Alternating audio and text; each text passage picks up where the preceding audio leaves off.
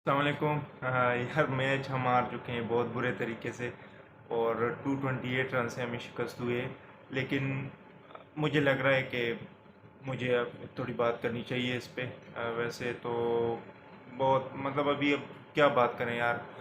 228 run I think big margin से हम हारे हैं। सो ये कि एक साइकोलॉजिकल इफ़ेक्ट पड़ेगा इससे। अभी नेक्स्ट जब हम मैच खेलेंगे वही इंडिया हमारे दिमाग में रहेगा। सो ये नहीं होना चाहिए था। खैर देखिए हमें अभी बॉयज़ को बैक करना है क्योंकि हम अभी आगे जा सकते हैं, फाइनल खेल सकते हैं। हमारा परसों श्रीलंका के साथ गेम है, तो अगर वो हम जीते और श्रीलंका पीछे रह जाए या इंडिया, इनमें से एक रहेगा, फिर ही हम आगे जा सकते हैं। सो इट विल डिपेंड कि हम अपना अगला मैच कैसे खेलते हैं और जो साइकोलॉजिकल इफेक्ट है वो बड़ा मैटर करेगा। सो इस वजह से सबसे पहले मैच पे बात करने से पहले एक रिक्वेस्ट ये है आपसे कि please back the boys in green. और अभी हम टूर्नामेंट से बाहर नहीं हुए, हम अभी भी नंबर 1 ओडीआई रैंकिंग्स में हैं। एक मैच हारने से तो कुछ नहीं होता, लेकिन ये हम बड़े मार्जिन से हारे हैं। और मुझे कोई, मैं तो एतराज़ नहीं करता, ना ही तनकीद कर सकता हूँ, लेकिन मुझे जो एक एक प्रॉब्लम है इनसे कि body language was not good there. आप देखिए सलमान अली आगा, इफ्तिखार, ये लोग तो यहाँ तक जब मैच आ गया था तो हार ये मान चुके थे। मैं बल्कि आई थिंक जब सेकंड इनिंग में जब उन्होंने 350 अबाउ स्कोर कर लिया तो हमें लगा जैसे हम हार ही गए। सो पता नहीं हमें क्यों समझ में नहीं आता कि एनीथिंग इज़ पॉसिबल। हो सकता है हम अभी भी हम भी बैटिंग कर सकते हैं। मुझे तो काफ़ी उम्मीद थी, यकीन था बल्कि कि हम इंशाल्लाह या ना जीतते नहीं तो कम से कम एक छोटे मार्जिन से हार जाते या कम से कम फाइट शो करते।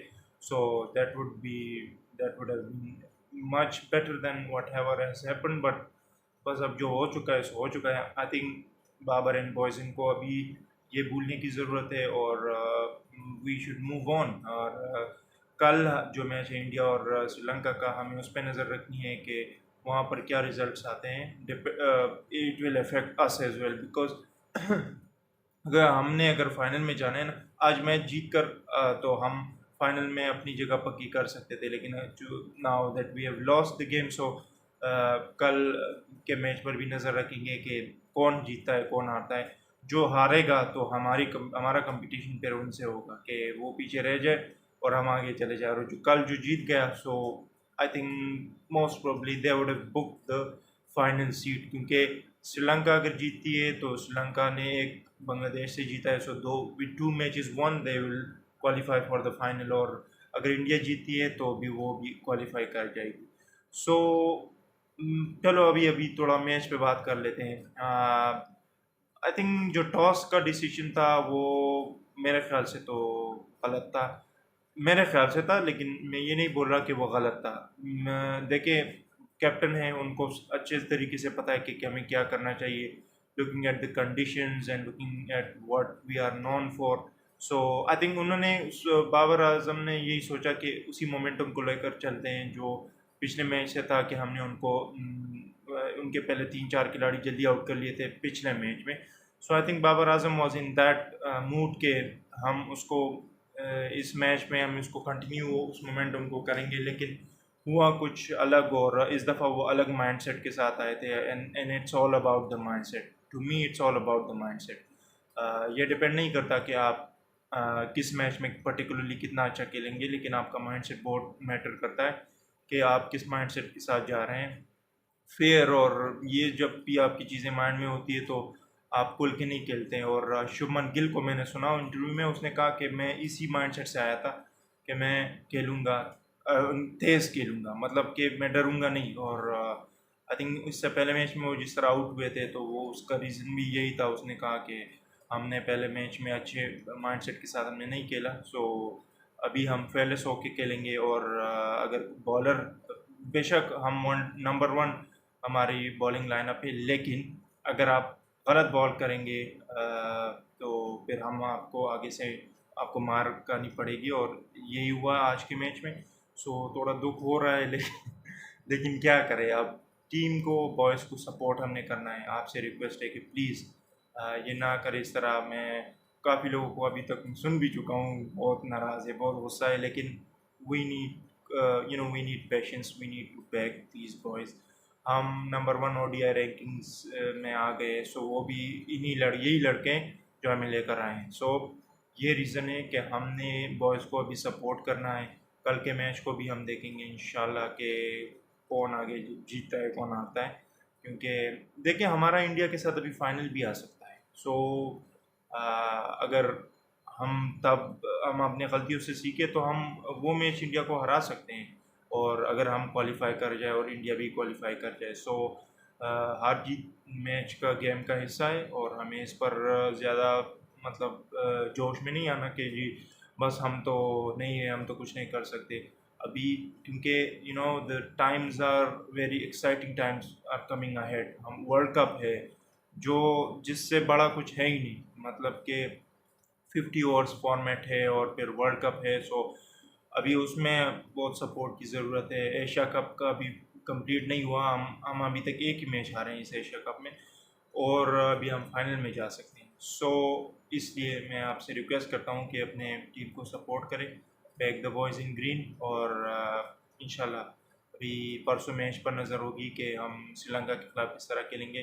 But definitely I will request Babar Azam in the boys.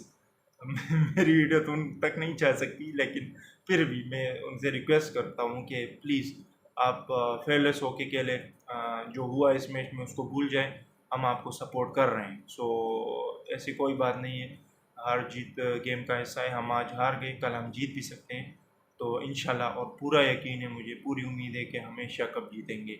World cup की बाद में बात करते हैं। सो थोड़ा मैच में चले, अभी ये हो गया थोड़ा इमोशनल बात है टीम के साथ, लेकिन अभी थोड़ा मैच पे बात करते हैं। तो ये हुआ कि विराट कोहली, शुभमन गिल, रोहित शर्मा और उनके क्या के राहुल का कमबैक था, उनका मोमेंटम बहुत अच्छा बन गया था। उन्होंने एक दफ़ा जब 2-3 शॉट्स शाहीन अफरीदी को खेले, तो उनको ये लगा कि हम शाहीन अफरीदी को प्ले आउट कर सकते हैं। मतलब ऐसा नहीं है, Shaheen is known for getting their wickets early on, लेकिन फिर भी जब उन्होंने कुछ शॉट्स खेले तो उनको लगा कि नहीं, हम भी इस पर भारी हो सकते हैं अगर हम फेयरलेस होके खेले। सो वो कुछ शॉट्स उन्होंने इनिशियली खेले, और फिर मैंने एक पोस्ट भी किया था, मुझे ये लग रहा था कि कोहली को, अगर हम चाहते हैं कि इंडिया को अर्ली जितना जल्दी हो सकते हैं हम आउट कर ले कम रन्स के साथ, तो कोहली को जल्दी आउट करना होगा, क्योंकि वो अगर जब वो एक दफ़ा सेट हो जाते हैं, so he always score big against Pakistan. So ये बात थी, और वही हुआ, जब एक दफ़ा वो सेट हो गया, देन ही मूव्ड ऑन, और जो उनका मोमेंटम बना, के राहुल ने ज़बरदस्त गेम खेला, और बस ठीक है, हमारे बॉलर्स थोड़े लाइन से बाहर हो गए थे। नसीम शाह का स्पेल जो है वो मैं कभी नहीं भूलूंगा, और आपसे भी मैं रिक्वेस्ट करता हूँ कि नसीम शाह को कभी ना भूलना, उसकी एफर्ट्स को, कितना फाइट के साथ वो खेला है। बस वो अनफॉर्चुनेट रहा है, और इस पूरे मैच में अगर फाइट अगर किसी ने शो की है तो वो नसीम शाह है, और heads off to him, thank you so much Naseem, कि आपने इतनी अच्छी बॉलिंग की। अनलकी रहे, विकेट्स नहीं मिली, लेकिन यही था कि बॉलिंग उसने बहुत अच्छी की है। हमारे बाकी बॉलर्स का थोड़ा ऑफ डे था, सो आज भी हमें रन्स पड़े, कल भी। सो और थोड़ी आई थिंक कैप्टनसी में भी गलतियाँ थी। मैं तो उस पर बात नहीं कर सकता, मैं एक्सपीरियंस नहीं हूँ, मैं तो वैसे ही क्रिकेट शौक से बात करता हूँ। लेकिन ये था कि कमेंटेटर्स कह रहे थे कि स्लिप लो, जब जैसे ही आज मैच शुरू हुआ, लेट शुरू हुआ, कंडीशंस थी, बॉल मूव हो रहा था, जिस तरह सेकंड इनिंग में बॉल बहुत ज़्यादा मूव हो रहा था, उससे उसी तरह फर्स्ट इनिंग में भी आज, मतलब कि कोहली जब बैटिंग कर रहा था और राहुल, तब भी नसीम शाह और उनके बॉल बहुत मूव हो रहे थे। एज भी लगे, 2 एज लगे थे आई थिंक, लेकिन स्लिप नहीं था। कमेंटेटर्स कह रहे थे कि स्लिप लेना चाहिए या रिस्क लेना चाहिए, लेकिन आई थिंक हमने रिस्क नहीं लिया, और सो हम वो चांस मिस कर गए। खैर anyways, I see you in the next video, और इंशाल्लाह कल का मैच भी देखेंगे और परसों का भी, तो इंशाल्लाह तब फिर उस पर बात करेंगे। ओके, अल्लाह हाफिज़।